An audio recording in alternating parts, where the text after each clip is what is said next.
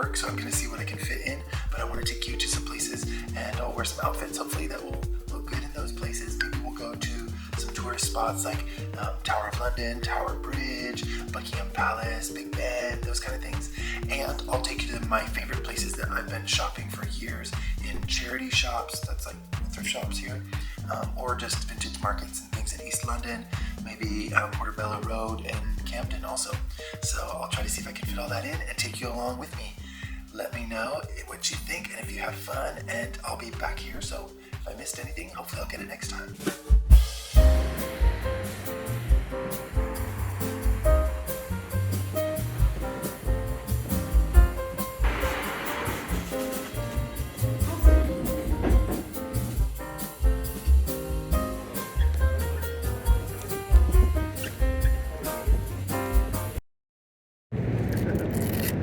Change my shoes, just gotta keep myself up higher off the ground with this long skirt, so putting on some high heels. Oh, it's the wrong side.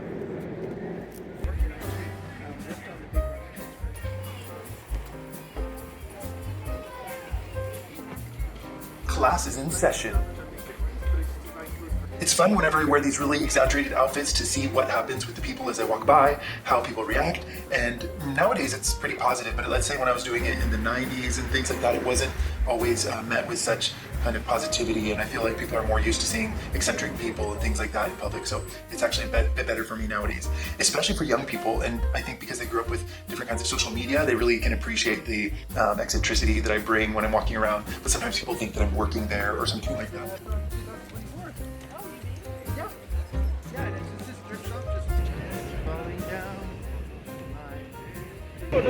Now let's go inside Tower of London. Let's see the castle and the crown jewels.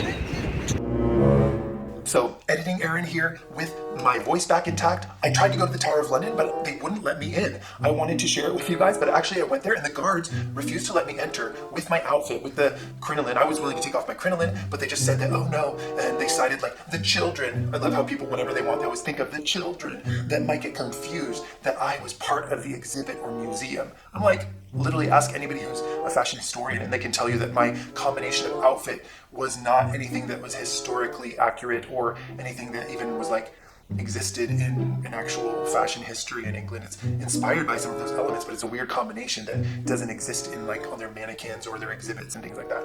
And it's kind of strange to think how they can just decide whose clothing is acceptable or not. And for me, it was really discriminatory and it just felt like kind of let down. But I will have to try to go back with another outfit and see if they'll approve me to get in. And I can get into Berghain or other exclusive places, but not the Tower of London, apparently.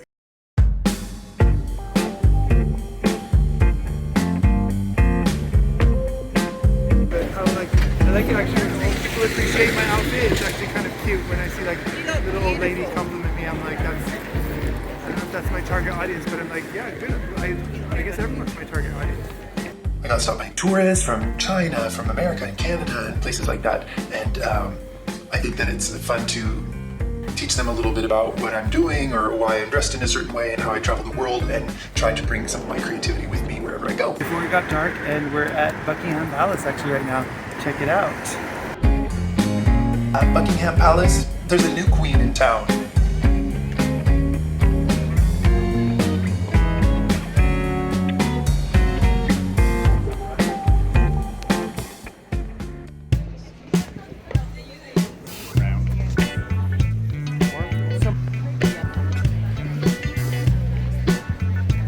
Over near Notting Hill Gate, there is an iconic London shopping destination called Portobello Road, which is full of antique stores and vintage shops and just a delight to wander through and look at different things that likely I cannot fit in my luggage to bring back with me.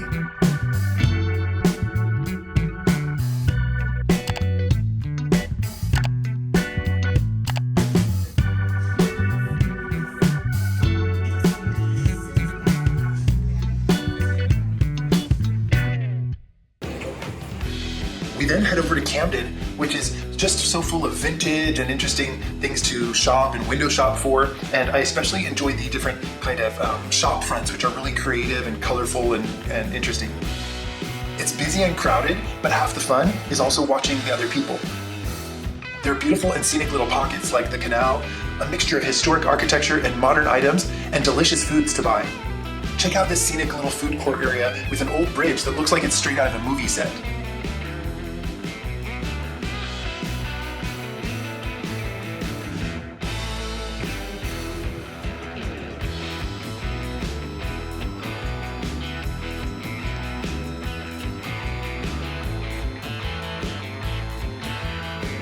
Camden Market has so many stalls, even located in centuries-old stables.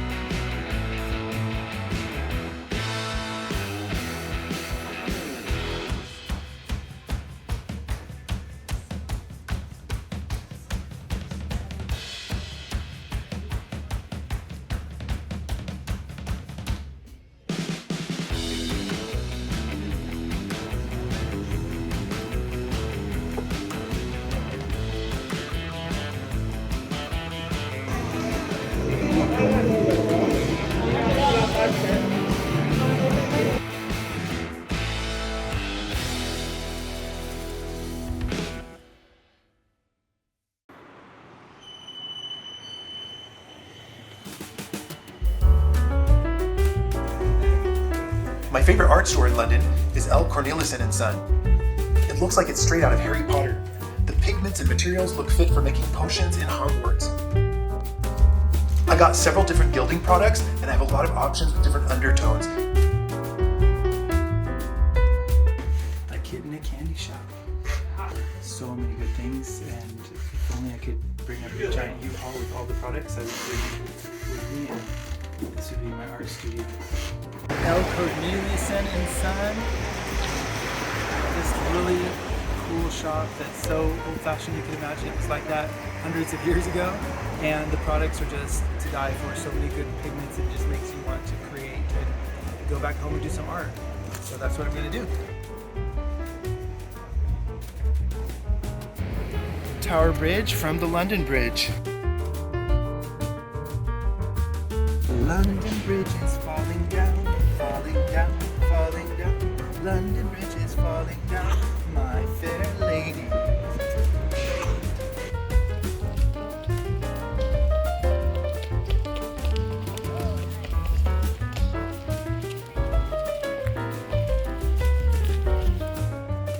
Let's take in some culture at the Tate Modern Museum.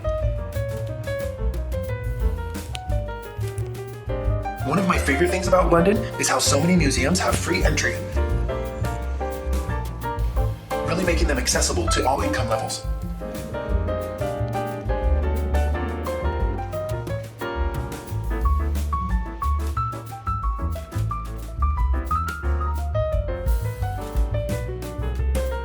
Usually there are some specific exhibits that might require purchasing a ticket, like this Yayoi Kusama exhibit.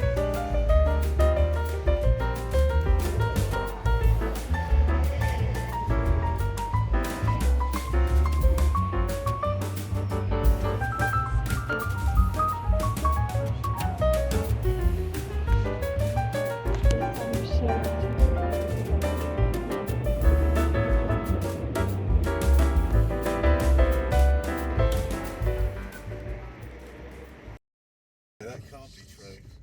Well, they're going to be developing it, you know. Oh yeah, they're kind of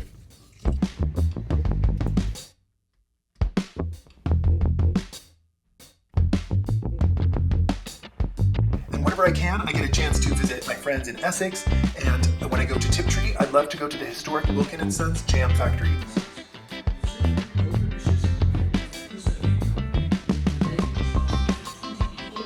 Women working and running everything while men were called to war. There's a museum inside, and with the history of jam making at this facility, they have a cafe where you can eat too many tempting treats.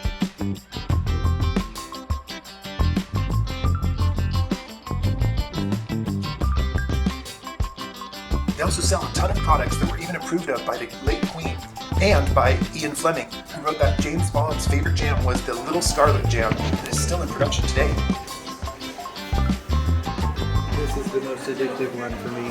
Salted caramel spread. It's like, they used to have it in the bigger containers like this, but it's so addictive that it needs to probably have some kind of like limitation on how many you can buy because it's so good. Scarlet, matching my outfit. Bond, James Bond used to eat little scarlet jam in the books.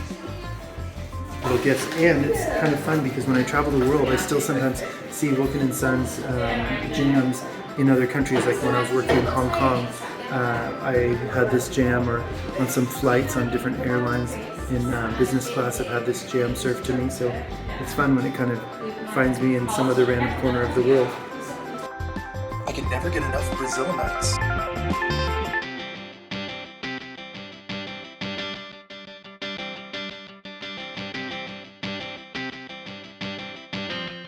Hopefully you had fun. Follow me on my adventures here in London, and I hope to share some more with you on my other travel journeys and vlogs and things like that. I'm still new to this, so I really appreciate every like and subscribe, so help me out and tell a friend, and follow me on my next adventure. See you later.